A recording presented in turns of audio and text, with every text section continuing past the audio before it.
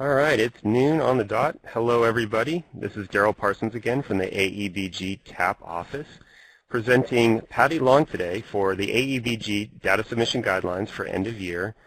And I would like to now introduce Patty Long. I'm going to move everybody over to her presentation page. And Patty, the floor is yours. Yep. Thank you so much. My name is Patty Long. I'm a program specialist for CASAS. And first of all, I want to thank everybody on the TAP team that's just, I feel like I'm riding in a limo here. Let's go ahead and get started. If you've got questions, just put them in the chat screen and we'll get to them. Let me see. All right, so it's all about preparing your TOPS Pro data.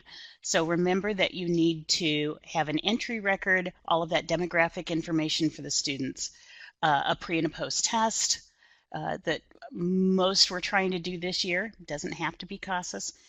And then an update record, all of those outcome all of that outcome information that we want to see on those students that isn't necessarily reflected in testing.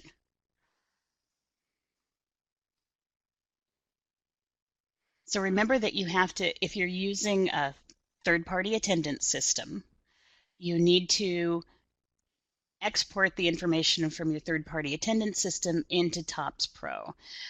We can help a little bit with some of these bigger companies, ASAP, Schoolhouse, Amen, Banner. If you have another attendance system, you'll need to call us at tech support and call your attendance system too, because they should have the information of how to import your data into TOPS Enterprise. Okay, I was waiting for some questions. I don't see any questions.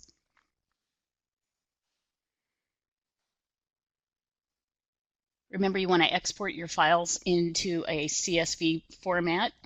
So all you have to do is go to Tools in TOPS Enterprise, go down to Third-Party Import Wizard, and just follow the directions. And it's just a bunch of little radio dials that you need to click to get your data in once you've exported it to, let's say, a file on your desktop. Which is the trick for me because then I usually can't find anything after I've downloaded it. But that's an issue with me. Okay, and if you're not using an attendance system, you can add attendance hours directly into TOPS Enterprise. Just go into the student record, and that there is a add entry update record button there. Just click on that, and then scroll down to class activity. You'll want to make sure to put in the record date when you're importing it or when you're adding it. And you can either add, I would suggest accumulated hours at this point. And that's for all of last fiscal year, July 1st to June 30th.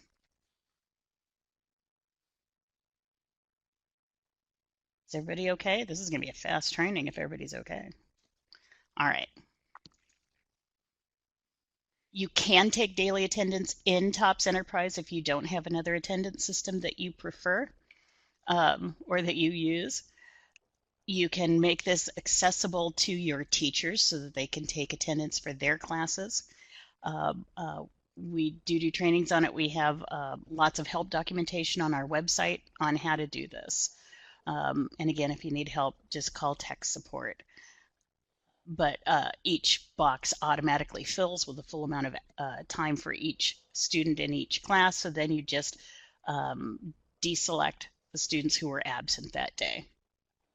And since it's all web-based, your teachers can access it from anywhere.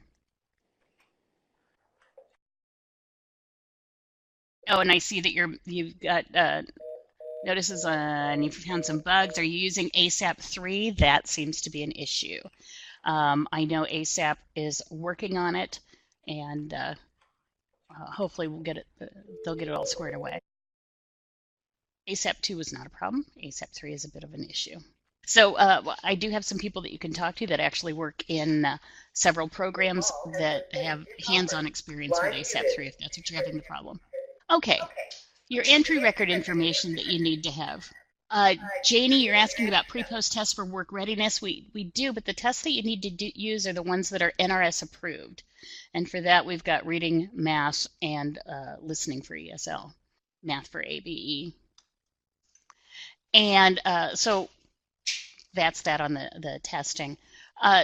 Remember, you need to have the student's name and address, their demographic information, labor force status, any barriers to employment. Um, and it's important to gather those so that we can report them to the state. And then date of entry into class and date of entry into the program. So remember, you just can't just assign the students a class. You have to assign them a class and a program. And any special programs if you're using any of those. Looking for questions. Okay, Janie, good. Why are you only collecting class program information on ESL? What about CTE? Because no, you can go ahead and collect the information on CTE. I realized that I left it out. Any special programs. Any special programs, okay? Any special programs. So Amy, does Daryl, that answer your question? Patty, hi, this is Daryl. Yes. Yeah. I was a little distracted by that background noise a second ago, so sorry, but I meant to ask you if you were able to get to Francisca Bravo's question, who asks, do we need to have a Francisco. pretest for a diploma class? The question asks, do we need to have a pretest for a diploma class? Yes, if they're an ABE ASE student, they need to have a pre and a post test.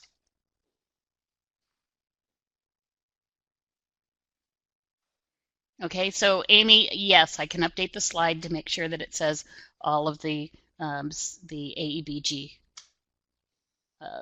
programs.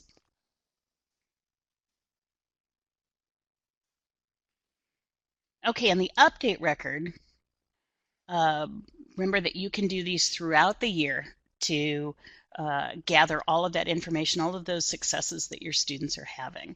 So, and they just stack on one another. You want to make sure to have the instructional program designated on it, any services that they've received. So this brings in that, I'm so glad I brought mine. So that brings in box 8, services received. And even if the student didn't attend classes, but you provided services for them, you want to document that. And then again, any and all of those learner results that they may have had. Now we do have a data dictionary for AEBG posted on our website. It provides clarification and a definition for absolutely everything on this entry update record. And so it will help clarify some of those items that are a bit confusing. We blame it on the NRS. All right. Oh, tons of questions. Wait. Yes. Do students need to be assigned to a program and a class? Yes. Janice, what kinds of tests are available for CTE? Again, it's that I believe the testing is only required for ABE, ASE, and ESL, not CTE. Can we use, they're going by too fast. Can we use the GED practice test for entry and exit? No, it's not reportable. Lorena, how to report services not received if not enrolled in a class? Oh, services, thanks, because that did confuse me. So report services received. You can open up a record in TOPS Enterprise and then mark the supportive training or transition or any career or rehab services that you gave them. And, oh, yay, Jay's come in.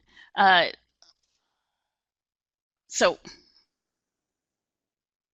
anyway, now I'm reading his thing and getting distracted. Okay. So did we get everybody, services received, Lorena? So that's, I would, no, I don't believe you have to have them assigned to a class and a program since they didn't go in, uh, and it will pick it up on some other reports. Oh, good, and Jay says that too. Okay, manual entry, got it. Couldn't we add them directly into TE? Yes. Manual entry, Connie, thank you for bringing that up. It's understood that some students may be receiving orientation without ever enrolling into a class. All right, good. So let's talk about the new Aebg tables. Just got an update on TE today. So it's likely that you haven't seen it yet. If you want to run your summary, remember you don't have to submit this. This is just for your information. This is not a deliverable, but a lot of people have been asking about it. So you go to Reports, California Reports, and go to the Aebg tables. And once you open up that, you want to go down to Report Selection, and you'll have several choices here. You'll want to check the Aebg 2017 summary, and then click Generate. Any questions about that?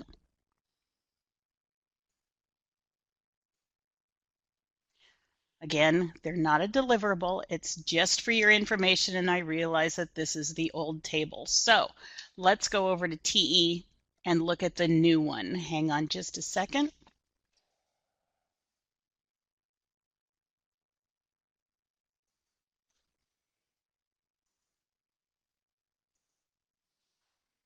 Okay, and hopefully you can see my screen. So we're going to go over to Reports. Oop. Down to State Reports in California, Aebg tables, and we're going to go down to Report Selection. Deselect all, and I'm doing that because it takes time to run all of those reports, but we want to look at this Aebg summary. And let's go back to the general settings to make sure that we're choosing for last fiscal year so we can actually get some data up. And generate.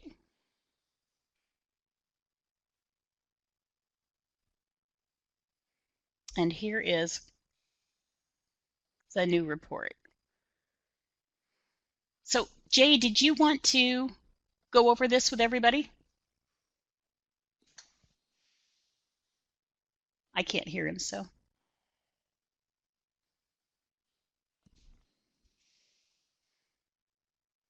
So everybody just give us a sec to see if we can get Jay in here. Oh.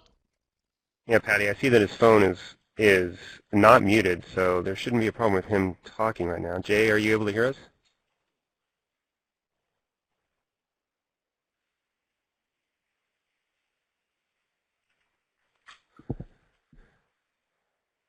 Let's see what we can do for this, Patty.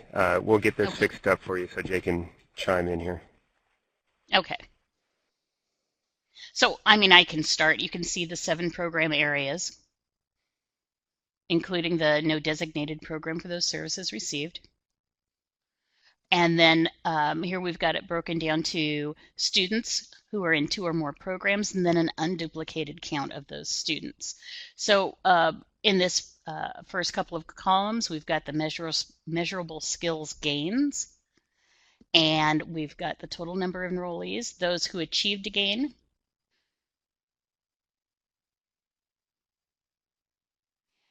and then we've got our Aebg. Are you able to share with us now? I'm sorry, Patty. I was just going to check in with you. Okay. I'm in there again. he is. There he is.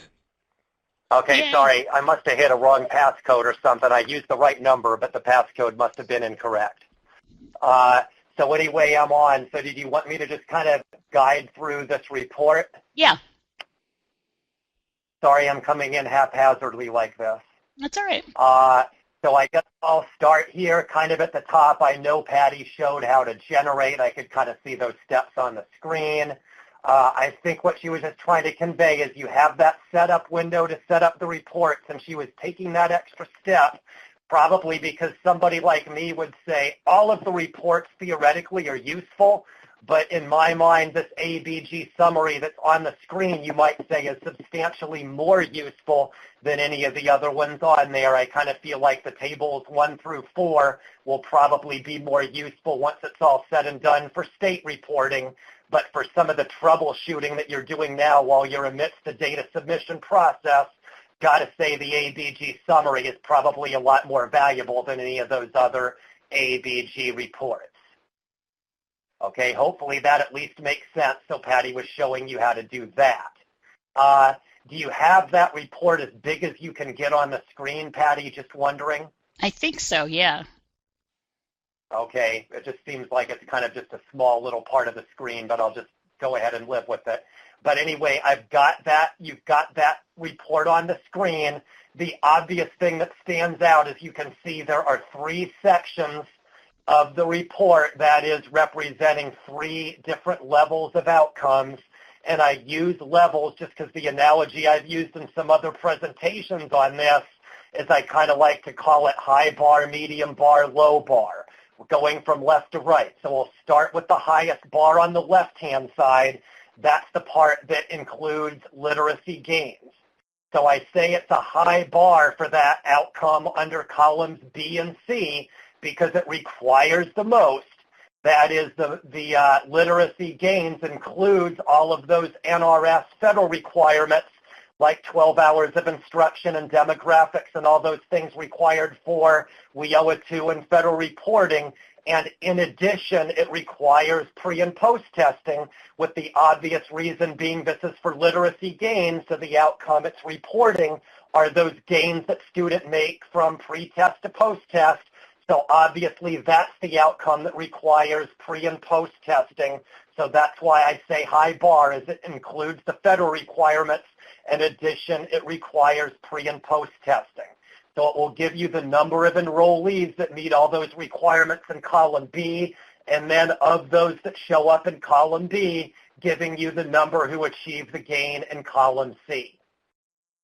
Okay, so moving on to that middle section called self-reported student outcomes, you can see the number of enrollees in column E, and you can see those other columns, through column I. There's the 6 columns in the middle. I would call that the quote-unquote medium level bar. I would say that because there's still kind of a high bar for this, but it's not as high of a bar as what you see in column B. That is for the AB 104 measurable skills gains that relates to NRS and WIOA, so it is looking for things like demographics and hours of instruction. However, it does not require any testing whatsoever. So that's, obviously a big difference. So that middle section requires hours and demographics, but not anything at all related to pre- and post-testing. Then over on the right-hand side, those are the short-term services. You can see we have 4 different categories of the services. The number who qualify is in column J, the 4 different services in columns K through M. For this section, that's the low bar. That basically only requires a student ID. So for the services, the demographics are not required. The hours of instruction are not required. Bottom line is, as long as you have a student ID in there, it will basically make that student eligible for services. Literally anything beyond ID technically is not required. Obviously, the more demographics and the more hours you can provide for these students, the better. But if you don't have the hours or you don't have the demographics for the student will nonetheless be able to earn these services outcomes. So again, high bar to the left, medium bar in the middle, lower bar to the right, representing those 3 different levels of requirements for the different kinds of outcomes. Okay, not required, and I'm not sure what you mean by business state. Can people hear me? Hopefully I'm seeing some people saying you can't hear me. Hopefully everybody can. No, they Okay, can't hear it's me. just one person, but okay. All right, it's just one person can't hear, not everybody. Sorry about that. Okay, loud and clear. I guess that's putting it mildly. Thank you. Lots of feedback there. Thank you, everybody. Well, that was great. Everybody is About as helpful as helpful Oh, can be on that one. Great. Okay, so we've got the 3 different levels, again, pre-post to the left, AB 104 outcomes / measurable skill gains in the middle, short-term services to the right. So again, we've got those highlighted columns, B, E, and J with the number of enrollees. So that's tabulating the people that qualify under each area. Okay, so hopefully this is clear. Most of you said yes. Okay, are they exactly the same as WIOA? No, they're not exactly the same. I'll say that the measurable skill gains for Aebg are, of course, very similar to WIOA, and they're adapted from WIOA, but they're not exactly the same. I'd say the oversimplified answer is we basically have those 6 AB 104 outcomes for Aebg. That is literacy gains, HSE, HS diploma, post-secondary, employment, wage increase in wages, and transition. Those are the 6 outcomes that the legislature basically spelled out as the required outcomes for Aebg. The oversimplified answer is I would say 5 out of the 6 do exactly match WIOA, but the transition outcome really has nothing to do with WIOA. That's a California-specific outcome that the legislature added as the 6th outcome. Hopefully that's clear. Okay, transitions of the different kinds of services. The short answer is there's still a lot of state-level clarity necessary for all the different areas of services. What I would say is I get kind of confused myself on exactly which one are transition services versus which ones are training services and so on. The short answer is right now you're kind of on your honor to mark what you want to mark. So if you confuse training services with transition services, the long story short is that's really not a problem. If you, the agency, say it's a training services, well, quite frankly, then by definition it's a training service because you said so. For 17-18, there'll be a little more clarity on this. You'll probably need to follow the state guidance a little bit better, but you basically have the power to determine this. What I've been telling people for the last few months is if you have confusion and you'd prefer to have guidance, my suggestion has been in TE, go to records, students in program years. Maybe if somebody can type that, that would be helpful. Records, students in program years. That is the lister and the specific record inside TE that you can go to that has those different services. What I'll say is in that record student in program years record, it basically has 3 different sections in that record. It has a section for training services, a section for transition services, and a section for supportive services. And in each of those 3 sections, it basically includes a roughly 8 or 10 item laundry list for each of those 3 sections, giving you, what TE has for the different kinds of services. So if you're a little confused as to which areas fit under each of those categories, you can go to records, students in program years, and at least get a little laundry list of some examples for each one of those 3 kinds of services. So yeah, you're in the right place. So just click new. Click new in TE. Click the new button in the upper left, yeah. Oh, New I'm button muted in the and upper talking left. to you. Got it. Okay, great. So if you scroll a little bit, you can see there's training services received, there's transition services received, and supportive services received. Some of those may not really make sense to you. So it's assumed that for pretty much all of these examples will probably apply to some of you, but not necessarily all of you. But what I would just say is you can see by the list of examples, that should at least give you a general idea of what's considered quote-unquote training versus what's considered quote-unquote transition versus what's considered quote-unquote supportive. And I'll just reiterate for the umpteenth time here that if you get it confused, if it's not exactly fitting the right category, the consequences you will bear is basically nothing. It's fine if you get this a little bit confused. For this year, the state realizes it's just going to get an overall item count for this. there's never going to be anything that absolute because there was never really anything from the state level that spelled that out, with any degree of certitude.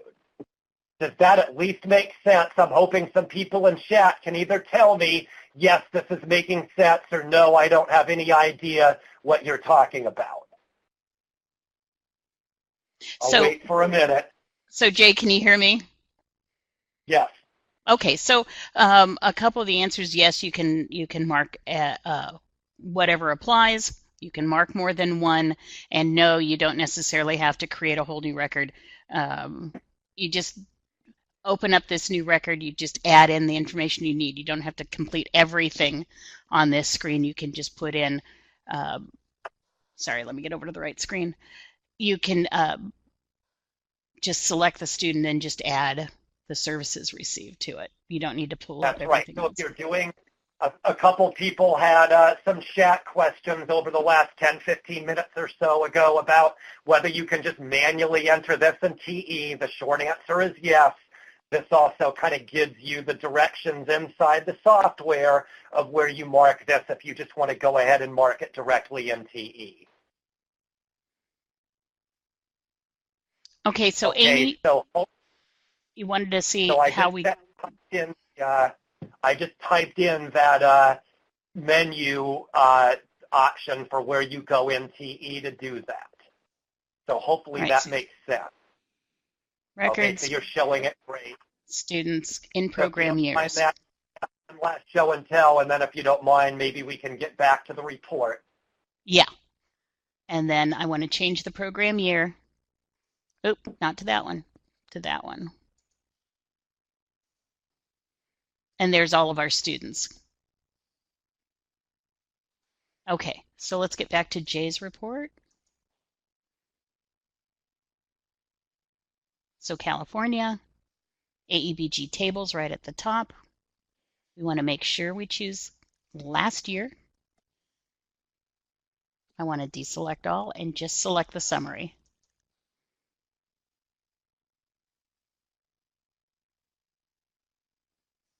And try to make it a little bit so here's the clearer. report itself. So I think we've covered these 3 columns. It sounds like from your feedback you understand that, and you understand the 3 different sections of the report. So at the expense of uncovering something that a lot of people probably didn't realize anyway, we had this report in TE since late May. We just did a new release of TE early this morning that updated this report. In the version that existed before this morning, there was a duplicate, unduplicated issue in the report that we fixed. What I mean by that is the version before this morning made an effort to provide an unduplicated count for these numbers. What that means is if you have students that are enrolled in more than one program, for example, you've got a student that's enrolled in Aebg and that same student is also enrolled in CTE, this report made an effort to roll up that student and plug that student into only one program so that each student is only counted once on this report. Long story short is we wanted to go ahead and make this a duplicated report so that students will be reported 2 or more times if they're in more than one program. So using my example, the way it looked before is if a student is in Aebg and CTE, the way it was before this morning is it would roll that student up into just one program and count that student one time.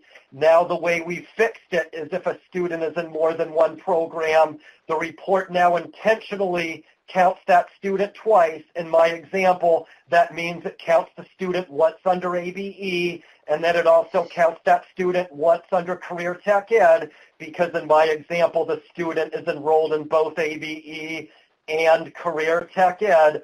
The way we had it was the way we're required to do it for federal reporting, so there was some assumption that we needed to match federal reporting. Long story short is for Aebg, we do not need to match federal reporting. There's a lot of you that really want to make sure that all the programs get there, that get fully reported, so you know what's exactly going on in CTE, what's exactly going on in apprenticeship, and so on.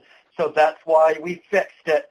So I'm going to stop for a minute and just make sure that everybody knows what on earth I'm talking about here. I'm obviously not sure whether I'm making sense or not. So if a few of you don't mind, if the answer is no, you're not making any sense at all, that's fine, but I'm feeling the need to have you elbow me in the ribs and tell me I'm not. Okay, I can see people are typing, I can't tell. It's just me. That's correct. So you might have students, some agencies are rife with this, some agencies not so much, but it's totally normal for students to be in more than one program. So a student can certainly be enrolled in ABE and Career Tech Ed in the same year. You know, that's just one example. They could be in ASE and ESL or any combination. It's totally normal for some students to potentially be enrolled in 3 or 4 different programs at once within a year. You know, that's not unusual at all. The way we had it before didn't necessarily mean you couldn't do that. It just meant the way the report logic before this morning took an extra step to roll it up into one program with the idea that each student gets counted only one time. Now the way we have it now, each student potentially gets counted as many times as the number of programs in which that student is enrolled. Okay? So now it's just giving you multiple numbers. So again, the issue is really more in the outcome side.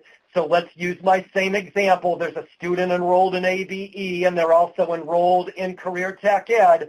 Where it really affects agencies is on the outcome side.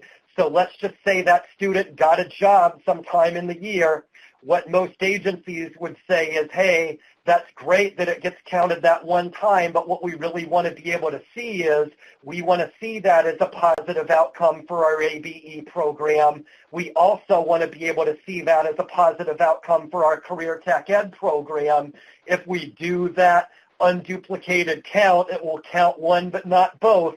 We need to make it duplicated like we have it now to make sure that both ABE and Career Tech Ed, in my example, both get credit for that get a job outcome in my example. Again, I'm going to stop for a minute here and see if I'm making sense, yes or no. Obviously, there's a lot of chats going on. Okay, there's a couple yeses. Okay, all right, thank you. Thanks for humoring me on that. Again, I can't see any of you, and I'm kind of getting deep in the weeds here, so it's hard for me to just say whether I am or I'm not making any sense. It sounds like for the most part, yes. So I guess that's my story, and I'm sticking to it. So again, you know, you don't generate a separate report, but Amy, your question's a good one, so I'll use that as a segue to move on. So what we just did is you can see we added those bottom 3 rows. In the old version, those bottom 3 rows didn't exist. So you can see the totals we have. So that total basically just aggregates the total number of outcomes. That's the duplicated number. You can see in that middle row, we make an effort to show the number of students that we recorded as being in more than one program, and then we reconcile both rows with that bottom row that just shows you the total unduplicated number of students for each outcome. So you can see, for example, under enter employment, we had 39 total outcomes reported. We had 4 students that were in more than one program.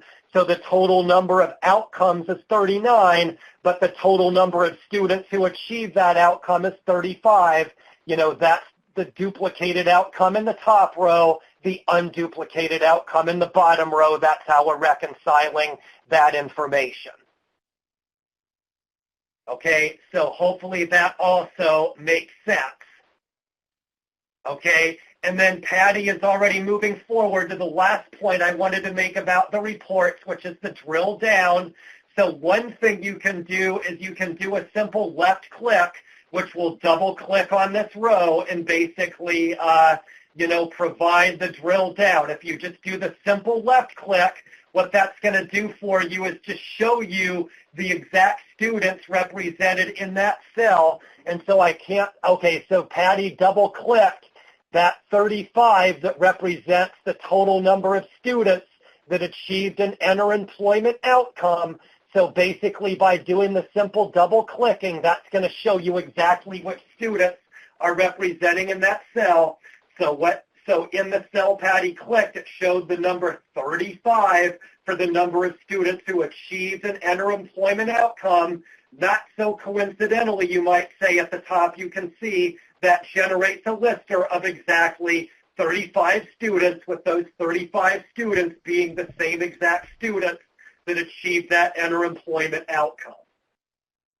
So what Patty's going to do now is go ahead and get that navigator bar back.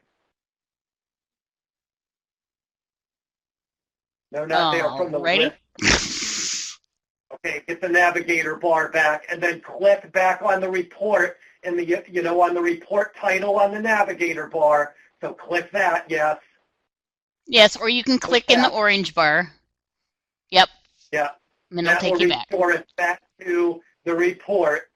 So if you do the simple left click, that's how we just reconcile that number. We've got 35 students represented in the cell. Left clicking shows us which 35 students those are. And then we can also right click, which I think Patty demonstrated a couple minutes ago. She's demonstrating it again. So you can right click on any of these cells, and you can see what that does is it basically gives us a set of options, 4 different listers, as well as 3 different reports that we can right click and drill down to. So fine, do student records if you want, that's fine. You can do Aebg, or do student records is fine. That's what you were going to do first. But you can right click and go to an alternative lister. And what this does is it will give you more detailed information if you need it, giving you, some other places to drill down and find more information, or potentially, open up records and add more information if you want. You also have 3 different reports. If you're a little unsure about this for now, you might just want to left click and just verify the numbers for now. But I'll just point out you also have the option with 7 different right-click options, 4 different listers, 3 different reports where you can right-click and drill down and get yet even more information to find out more about what's going on with the students who might be positively achieving outcomes, and or students who may be not achieving the outcomes because of missing information or other issues. Where if you feel like you need to do more fact finding than just look at who the list of those students are, you've got lots of ways where you can drill down and get more information for those students represented in each cell in this report. So now you've drilled down. I don't know if I'd really use the NRS monitor much. I mean, it's there. If you know a lot about NRS, I think it's useful, but I'm not sure I want to recommend it just because it's so NRS-centric. If you're not an NRS expert, you might find yourself getting annoyed with that. So I'd say that in terms of what information includes, the level, it'll give you all the details you'd ever want to know and more. But anecdotally, some are saying the level of detail on that one might be a little bit more detailed than what a lot of you want to tackle. Okay, so I think I'll leave it at that. I think I've probably TMI'd this one to death, but if there's specific questions about any of this, yes, you can right-click. So Amy, your question's a good one, but I'll just clarify the question by saying you need to right-click and then select that report if you want to drill down to the DIR. Jay and Patty, there was a question that Diana wanted to bring to our attention that we missed from earlier. Maria was asking what the difference in terms is for post-exit leading to post-secondary and leading to post-secondary credential or enrollment. Would you be able to define the differences of those two? Not off the top of my head. But it is, so there's... Maria, so I'm not sure which it is. I think you said Maria, but I'll let Maria type it in, I guess. Are you referring to update record fields 12 and 14? I think that's what you're referring to, but I'm not sure. Yeah. Maria looks like she's typing. And then again... And and we've got it in the... Just one other question that came up earlier that I think is going to be very useful for everybody in general. What are the troubleshooting resources that folks in the field can use as they are processing these reports? Okay. Got it. Let's go ahead and stick with Maria's question first, just because it was the one that came out of the box first. So on update record field 12 and 14, the short answer is both for Aebg. They both basically work the same way, as you can mark either update record field 12 or update record field 14. Both of those will basically, give you outcomes in the transition column for Aebg. Doesn't matter what program or any of that. Either way, it will show up as a transition outcome. For more of a technical explanation, I'd say the technical distinction doesn't really apply to Aebg, but there is a technical distinction on the WIOA side, where it's basically looking at, students who basically, followed up. That is, they exited and then followed up. One of the fields basically is for students who followed up and went to college. The other is for students who followed up and basically enrolled in like a training program. They all kind of relate to post-secondary, but a couple of those bubbles relate to education, which would suggest that they exited and then went to college. The other one uses the term training, which suggested they exited and then enrolled in like a career tech ed program or a WIOA 1 program. That is, they didn't go back to college, but they did go back into some sort of workforce training. So if you go deep in the WIOA weeds, WIOA makes a distinction as to whether they exited and then went to college or exited and then went to workforce training. For Aebg, we really haven't gotten to that level of detail yet. So anything you mark in update field 12 or update field 14, quite frankly, all goes to the same place in this report. Hopefully that helps Maria.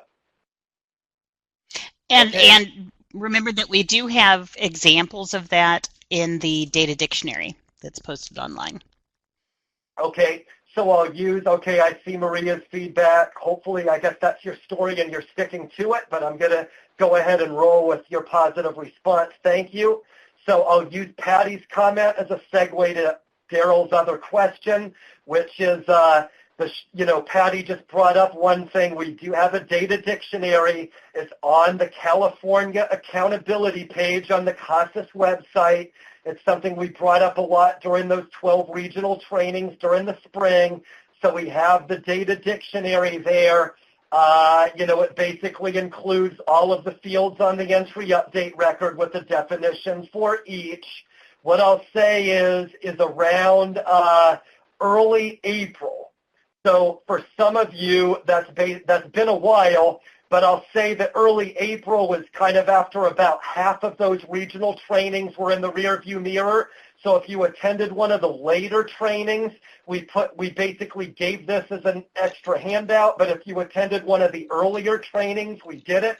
But in early April, there's a handout that we added to the data dictionary that basically lists each of those 6 AB 104 categories and gives a laundry list for the outcomes that relate to each of those AB 104 categories.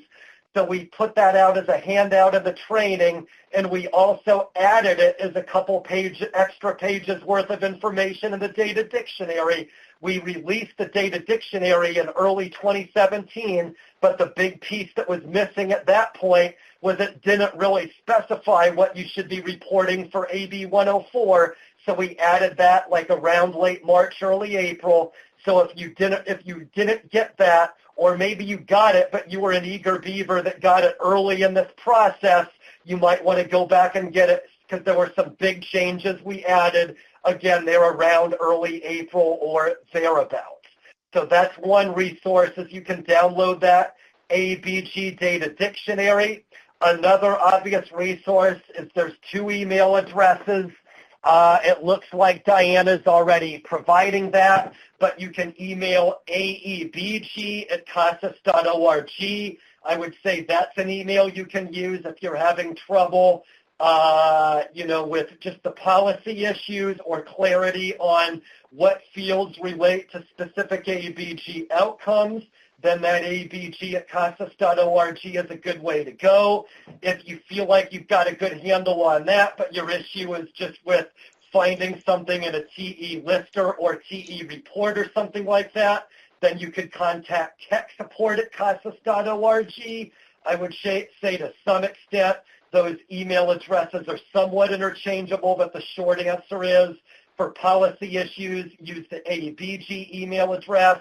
For TE mechanical issues, use the tech support email address. And then I'd say if it's more related to fiscal issues, then you'd want to use that Aebg office email, which would be aebg@cccco.edu. So there's at least 3 different emails you can use, one for mechanical issues, one for, data collection policy issues, and the other more for state level fiscal and other policy issues. Okay, so hopefully, Daryl, that gets at the general question you brought up there a few minutes ago. I guess I'll let people follow up with something more specific if we didn't really get it all. That was terrific, Jay. Yes, thank you very much. And as Jay mentioned, Diana is also putting these resources in the chat box down below for you folks to take a look at. Okay, so are we ready to go back? We'll come back to TE, and I can show you how to run some reports too. Technical support, just because I was kind of remiss, and I see Diane and Penny are putting lots of good info here. Is of course there's that tab, at Aebg, .org. That's also there's that tab tech support, email address that you can also use that Diana typed in. So that's another one you can use where the TAP program is also providing lots of tech support. So if you feel like you've had it up to here with CASAS and you've had it up to here with the Aebg office, you can ask TAP to provide some help as well.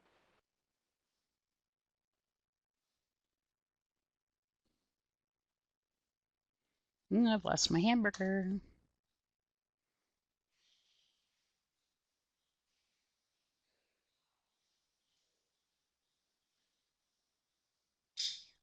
Oh, thank you. Sorry, guys. Hang on just a sec. Okay, so I can see some of the questions about uploading. I think the short answer is yes. There's a longer answer where it's not quite as simple as the way you guys are describing it, but some of that is up in the air, so sorry, I'm not going to detail that. But the short answer is yes, but I've got to say the timeline is uncertain, so I don't think I don't know what you're talking about at all, Kristen, but there are some other ones from a couple others of you where the short answer is yes. There's a longer answer where it's not quite as simple as what you're suggesting, but the short answer is yes, there will be probably a second server, but I'm not quite sure what that timeline is going to be. So the short term is I don't want to throw that out there as really being anything that's going to do much for anybody right now. In the longer term for next year, there should be something like that that's helpful, but for the right here, right now, it probably won't be because that's a longer term solution, not something that's just going to come out right away.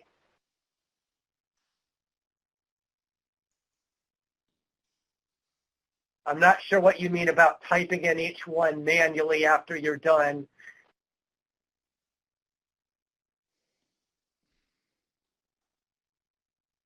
Okay, I'm not sure about I'm trying to catch up with you too. Questions, but that's the general answer on the uploading issue. Is yes, there will be more, but I don't have a timeline to give anybody for each of the outcomes. Well, no, once you finish that upload, that's why you would do the upload. Is no, you wouldn't need to manually enter. It's more of like an either or, where you would manually upload to avoid doing manual entry. But I do believe there's some people that are saying that. Some cases it might be because you're having trouble with the third-party import. In other cases, maybe that's working fine, but you've got a smaller number of students, so it may or may not be worth the trouble.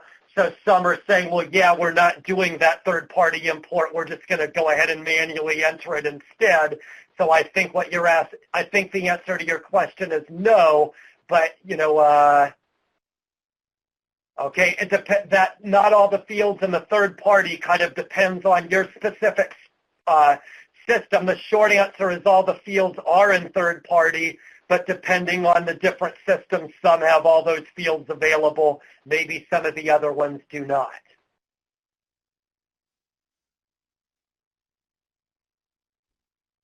So Jay, if they don't have all the fields available in their third-party system, what do you suggest?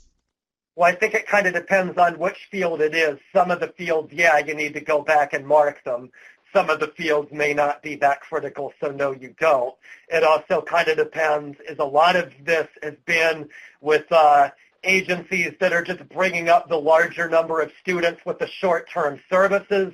If you record the services, but maybe you don't get, you know, some of the demographics or some of the things like goals or labor force status, probably not a big showstopper, probably not something you need to go back and do, but maybe if it's for students that are earning, you know, the higher level outcomes or getting literacy gains, then maybe you do, or maybe if what's missing is something else, but it's all kind of a scenario driven. It kind of depends on what it is you're uploading into TE, and it kind of depends on what might have been dropped when you were uploading it that you might need to go back and do. Lots of possible answers for that. Okay, and for Janice, if you send us an email with the details of what you're talking about, we'll be able to handle it under tech support. But tell us what program you're using and all of that in the email.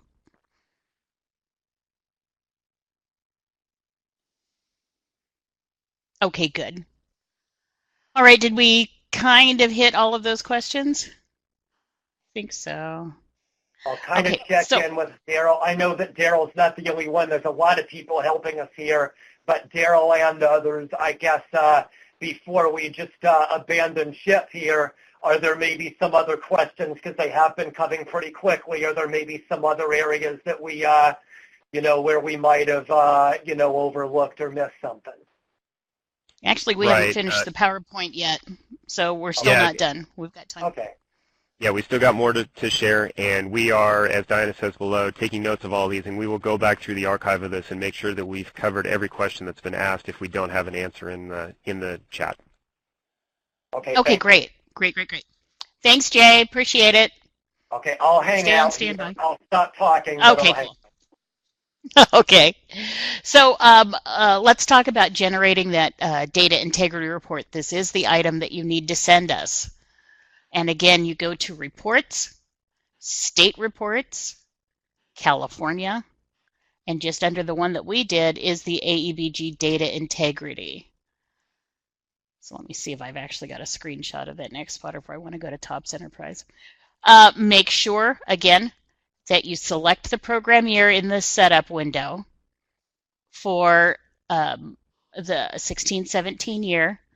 Again, addressing somebody else's question earlier, yes, you click on all the programs that apply to you. Your programs may be different. And then all you have to do is click Generate.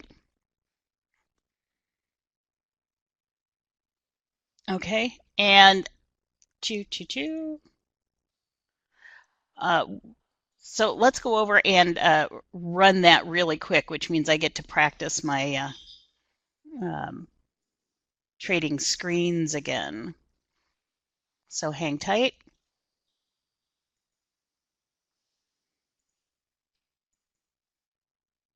All right. So I hope I don't forget this by next week or by Friday. So we're going to go to Reports, State Reports, California, and the Aebg Data Integrity Report.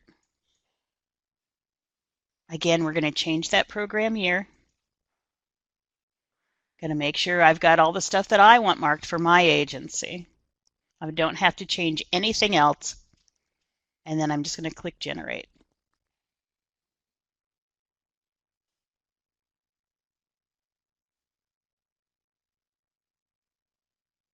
Yay! Now Friday we're going to go over a lot of this. So if you want to come Friday, that'll be great. The next thing that you want to do is click Export and save it as a PDF.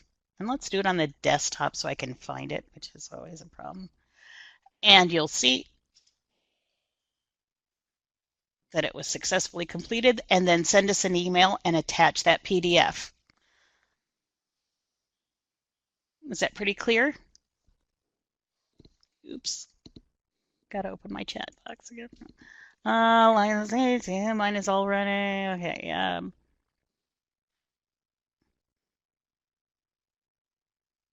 Let's see. Can you post the link for the data dictionary? Yes, they already posted the link. And Francisco, yeah, that's it. That's the only report due. Remember that Aebg table report is just for your information. It's not anything that you send in to us. Now keep in mind that's the only TOPS Enterprise report that's due. Not sure what else you guys may have due. Is the best person to contact with a question? Oh, I lost the question.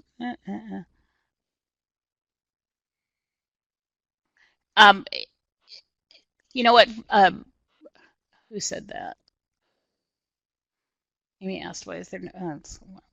Jay's going to have to address the ROCP thing. Where do we send the report? To Aebg. Let me go back to my other... Let's go back to the PowerPoint. And everything is listed there.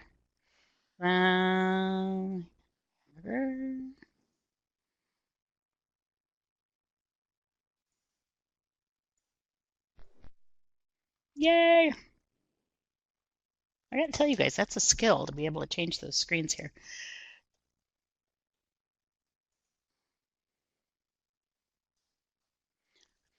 So you want to send it to aebg@casas.org.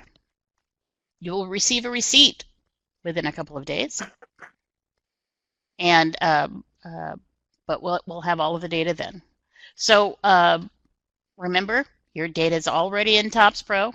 You're fixing or adding any missing data. And then once you've got everything all fixed, run that report, save it as a PDF, and attach it to an email. Right? There's no Aebg tables to be sent in. There's no certification letter to be sent in.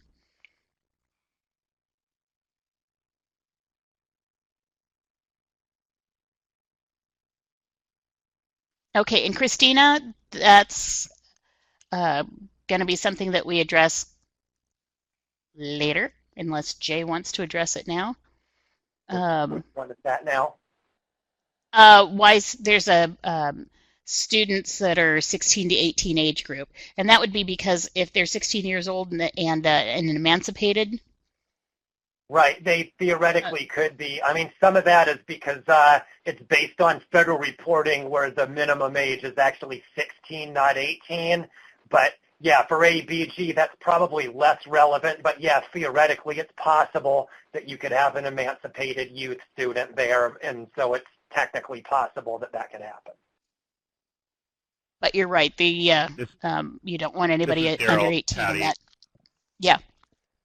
Sorry to interrupt. I just wanted to make clear what Diana said below because she doesn't have the capacity to talk, that Aebg funds 18-year-old students and older, just to make that clear to the So, but this item is going to help you to be able to clear out and find those students that are marked 16 and get them out of your data. So it's not bad to be able to see it.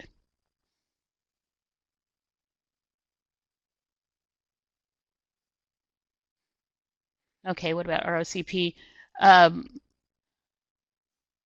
Jay, can you answer Amy's question?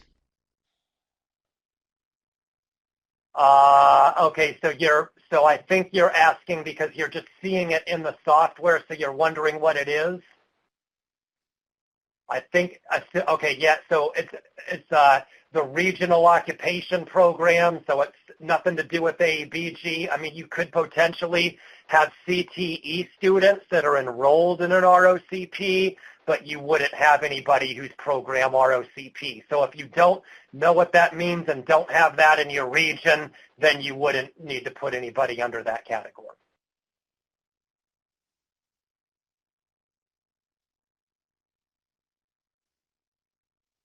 Okay, so we're looking really good. Um, remember that all of your data is housed on those CASA servers. Your consortium data manager can access your data at any time, but once you turn in your DIR, we'll combine it into that state report. And in fact, I think that happened with the AEBG reports, right, Jay? So that everybody can see it, the consortium report. Can you say that again? I'm sorry, I'm just looking at the screen. That once you send your DIR to us, that tells us that your data is ready to be reviewed. We're going to combine all the data into a state report and submit it to CDE in the Chancellor's office. Yeah, sorry. All right.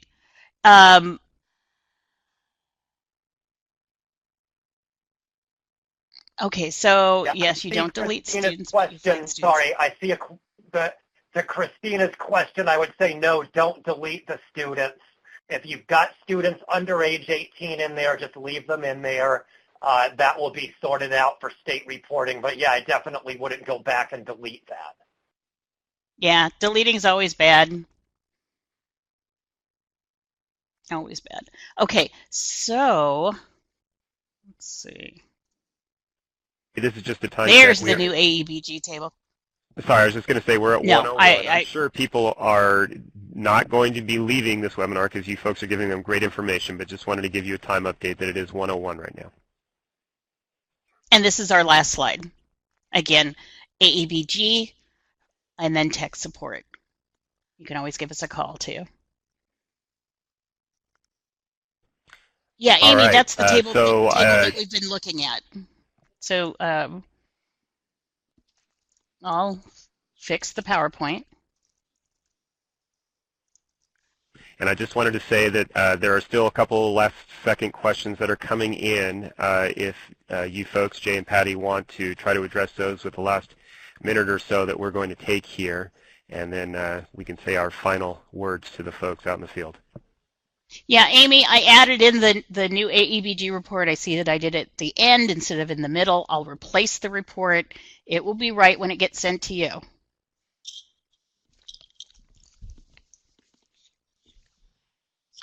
Back one. Okay.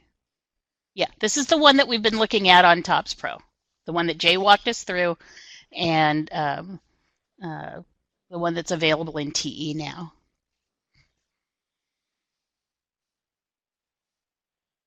Okay. Any other questions? Yes, it's going to be posted. Yes, we've got another training on a Friday, and it's going to be, are you on target with your DIR? What have been state results for a lot of these items, and how close you are to what we usually see in this data. So what you should be aiming for, and that'll be Friday at 12. Okay, so wait, even are not provided in my drop-down options. Laura, you may have not have the rights to get in. You have to check with your head person at your agency to make sure that you're allowed access into all of that.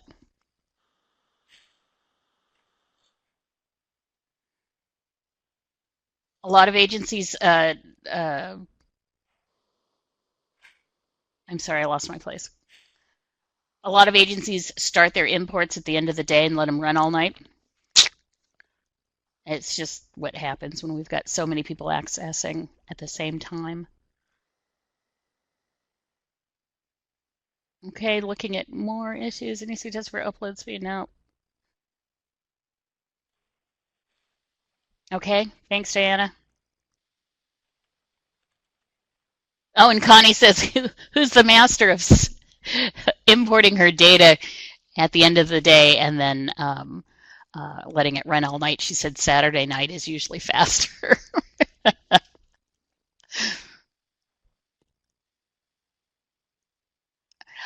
Liz,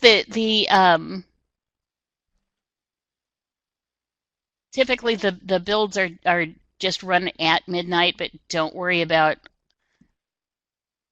I'm not too sure what you're concerned about with those builds. The once it gets into the servers, we'll be able to run the whatever changes in those reports have happened. All right. And Liz, was that your upload to CASAS?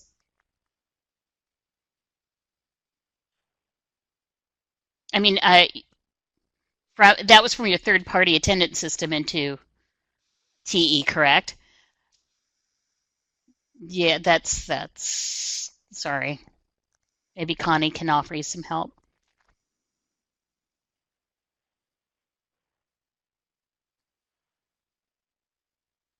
Okay, while these last few comments are coming in, I just wanted to reiterate what Patty was just saying.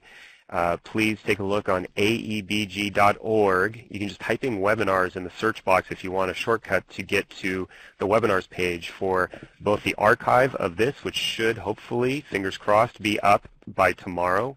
We get them up on that page within 24 hours for all archived webinars, so you can take a look back through all of the notes, and you can listen to all the comments that Jay and Patty were able to provide.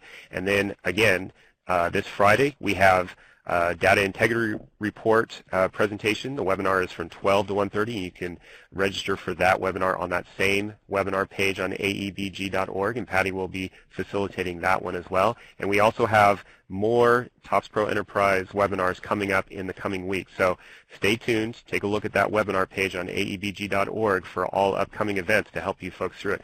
So at this point, I would like to thank Patty and Jay very much for all the great information they were able to share. We will make sure that we go through and answer any questions that weren't covered as they were coming in fast and furious on the chat box. But we want to thank you folks for attending today, and we hope that you were able to get all the information you needed, and we look forward to talking to you again soon. Thank you so much, Daryl. Thank you. Thanks, Jay. Thank you.